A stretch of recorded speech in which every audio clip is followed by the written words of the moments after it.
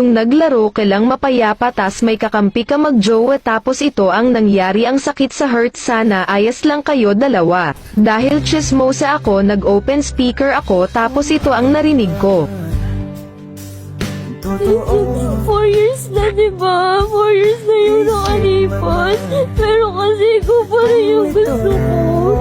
Wala akong ibang gusto. Hindi ko makita yung sarili ko sa iba. Hindi ko maramdaman yung happiness na naramdaman ko sa'yo before. But I'm trying naman eh. Nasabi ko naman sa'yo, pinipilit ko naman kalimutan ka na eh. Kasi napapagod na rin ako. Nahihirapan na rin ako.